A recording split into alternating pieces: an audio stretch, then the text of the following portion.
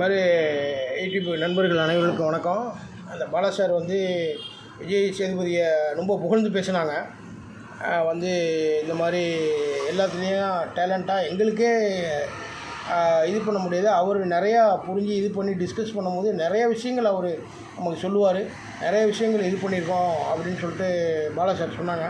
அதுமாதிரி ஒவ்வொரு இதையும் எல்லாத்தையும் அனுசரித்து எல்லாரையும் இது பண்ணி ஒரு நிகழ்ச்சி நடத்துறதுங்கிறது பெருசில்லை. அதை வந்து ரொம்ப அந்த இதோடு கொண்டு போகணும் அப்படிங்கிறது வந்து பெரிய இது. போன சீசனில் கூட இந்த பணப்பட்டி அந்த இதெல்லாம் போய் வெளியில் ஓடி போய் எடுத்துகிட்டு வந்தது, அதில் தான் அந்த ஜாக்லின்லாம் வந்து அவுட் ஆகுனாங்க. அதெல்லாம் ஒரு திருவிழா இருந்துச்சு பார்க்குறதுக்கு. இப்போ கூட பணப்பட்டியை போய் எடுத்துகிட்டு இது பண்ணிட்டு போயிட்டாங்க. அந்த மாதிரி இல்லாமல் ஓடி போய் எடுத்துகிட்டு வர்றது கொண்டு அந்த அந்த நிமிஷம், அதாவது அந்த நிமிடம் காமிச்சு இது பண்ணி அதை வந்து வர முடியாமல் அது ஒரு நிமிஷத்தில் போனது தான் நம்ம ஜாக்லின் பேர் போனது. போன வருஷம் மக்கள் மத்தியில் இடம் பிடிச்சது ஜாக்லின். இந்த வருஷம் மக்கள் மத்தியில் இடம் பிடிச்சது கானா வினோத். ஏன்னா பணப்பட்டியை வந்து அவர் டைட்டில் வின்னராக வரணுன்னு எல்லாருடைய எதிர்பார்ப்பும் இருந்துச்சு மக்களுக்கு. ஆனால் இந்த மாதிரி புசுக்குன்னு பணப்பட்டியை எடுப்பார்னு யாருமே நினைக்கல. பட்டுன்னு எடுத்துகிட்டு அவர் வெளியே வந்துட்டார். அது வந்து மக்கள் மனசில் மனப்பெட்டியை நிறச்சிட்டார், பணப்பெட்டியை அவர் எடுத்துட்டார். சரியா? மக்கள் மனப்பெட்டியை கானா வினோத் நிறச்சிட்டார், பணப்பெட்டியை அவர் எடுத்துட்டார். எனக்கு போதுன்னு சொல்கிறான் பார்த்தீங்களா ஒரு மனுஷன். அவன் தான் உயர்வானவன். அதிக ஆசைப்படல. இதுவும் இருக்கிறதையும் விட்டுட்டு பறக்கிறதுக்கு ஆசைப்படக்கூடாதுங்கிறது இது. ஆனால் மக்கள் மத்தியில் இந்த சீசனில் 9 சீசன்னா கானா வினோத் செஞ்ச ஒரு பெரிய இது வரும். ஏன்னா அதே மாதிரி அந்த கார் கேமில் சபரி, கானா வினோத், விக்ரமு எல்லாம் ஒரு மனிதாபிமானத்தோடு நடந்துக்கிட்டாங்கல்ல. அது கேமுன்னு பார்க்காம சபரி இறங்கினார் கீழே வந்து நம்மக்கிட்ட. அதில் வந்து ஃபெனாலிஸ்ட் அவர் வர்றதுக்கும் அதையும் பொருட்படுத்தாமல் ஒருத்தவங்க வந்து ஆக்சிடெண்ட்டில் ஒரு இதில் வந்து இதாகிட்டாங்க அப்படிங்கும்போது அவர் வந்து அவர் வினோத், விக்ரமு எல்லாமே அந்த டாக்டர்கிட்ட கூப்பிட்டு போனது யாரை, அவங்க சாண்ட்ராவை. இது ஒரு மனிதாபிமான அடிப்படையில் நடத்திக்கிட்டாங்க. என்னடா இது, அதாவது கேம் உண்டு சொல்லப்பட்டு இறங்காமல் இருந்திருந்தாக்கா அவங்க நிலமை என்ன ஆயிருந்திருக்கும். அது ஏன்னா அது அந்த மாதிரிலாம் செஞ்சாங்க. அதெல்லாம் மறக்க முடியாத ஒன்று. அதே மாதிரி ஒருத்தவங்க ஒரு இதில் உள்ளவங்க.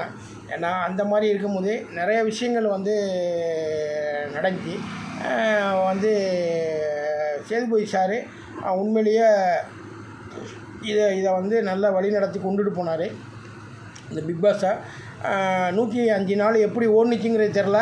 பட்டுன்னு போயிடுச்சு. டக்குன்னு வெள்ளிக்கிழமைனா வாரம் இப்படியே ஓடு நல்ல இன்ட்ரெஸ்டான ஒரு நிகழ்ச்சி அது நடந்துச்சு. அடுத்த சீசன்லேயும் நல்ல ஆளாக தேர்ந்தெடுத்து இது பண்ணுங்கிறது தான் எல்லோருடைய கருத்தாக இருக்குது. வந்து மக்கள் வந்து ரொம்ப எதிர்பார்க்குது விஜய் டிவியில் வந்து நிறையா ப்ரோக்ராமும் நிறைய இது பிக் பாஸில் ஒரு நல்ல ஒரு இதெல்லாம் வந்து எல்லாமே வந்து எதிர்பார்க்குறாங்க. அப்படி அதுக்கு பிறகு இதில் ஒரு பெரிய ஹைலைட் என்ன அப்படின்னு சொன்னாக்கா பிக் பாஸுடைய குரல். அவர் பாருங்கள், எங்கேயோ ஒரு இடத்துல இருந்துட்டு குயில் பாட்டு பாடினா பார்க்க முடியாது. சரியா? குயில் பாட்டு பாடும்போது பார்க்க முடியாது. எங்கேயோ ஒரு இடத்துல அது வந்து பாட்டு பாடும். அதே எதுலேயே ஒரு மரத்தில் ஒன்று உட்காந்துருக்கோம், உச்சி கிளையில் உட்காந்துருக்கோம், அடிமரத்தில் நுனி மரத்தில் உட்காந்துருக்கோம். அப்படிங்கும்போது அந்த பாட்டை ரசிக்கலாம், ஆனால் பார்க்க முடியாது. அந்த மாதிரி பிக் பாஸ் எங்கேயோ ஒரு இடத்துல உட்காந்துருக்காரு. எல்லாம் வானத்தை பார்க்குற மாதிரி அண்ணாந்து பார்த்து தான் பேசுகிறாங்க. அவர் எங்கேயே இருக்கிறாரு, இதுவரையும் முகத்தை காமிக்கல. அவருடைய குரல், அந்த ஒரு அருமையான வாய்ஸு யாராலையுமே வந்து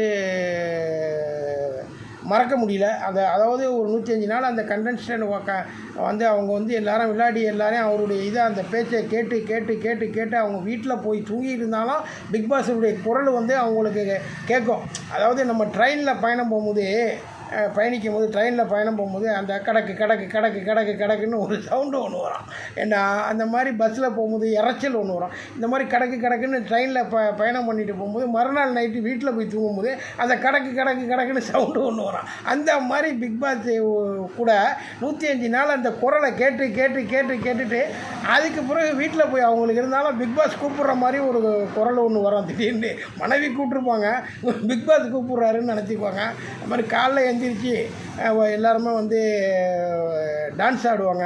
அதெல்லாம் வந்து அவங்களால மறக்க முடியாது. அதெல்லாம் அந்த நினைவை விட்டு போகிறதுக்கே ரொம்ப நாள் ஆகும். சரியா? அவங்க பின்பற்றின விதம், அவங்க நடந்து கொண்டது ஒரு ஹாஸ்டல் மாதிரி தான். அதாவது நம்ம எப்படி இருந்தாலும் வாழ்ந்துருப்போம் வீட்டில், ஆனால் இப்படி தான் வாழணுங்கிறது இங்கே ஒரு ரூல்ஸ் அண்ட் ரெகுலேஷன் இருக்குது. அதை பின்பற்றி நம்ம வாழும்போது எல்லாருக்குமே கஷ்டமாக இருக்கும். அப்படிங்கும்போது எல்லாமே நல்லமாக இது பண்ணி ஏதோ கப்பை வின் பண்ணி எல்லாம் இதாகி வின்னராகி வந்து பணப்பெட்டியோட இப்படியே ஒரு மாதிரியாக காலகூலமாக 105 நாள் பிக் பாஸ் நல்லமாக முடிஞ்சு அடுத்த சீசனை நல்ல ஒரு கண்டஸ்டண்ட்டாக எதிர்பார்க்குறோம். பாப்புலர் ஃபிகராக நல்ல ஆளாக போடுங்க. சும்மா கண்டவங்களையும் போட்டுட்டு இது பண்ண வேணாம். விஜய் சேதுபதி சாரை வந்து ரொம்ப விஜய் டிவியில் எதுவும் சான்ஸ் இருந்தாலும் கொடுங்க. நாங்கள் நம்ம இது பண்ணுவோம். இந்த யூடியூப் இதை பார்த்துட்டு விஜய் டிவியில் சான்ஸ் இருந்தாலும் கொடுங்க, நடிப்போம். நடிப்பு திறமை, பேச்சு திறமை எல்லாம் இருக்குது. இதோட இடுக்கா இதையே சொல்லிக்குவோம். சரியா? நன்றி, வணக்கம்.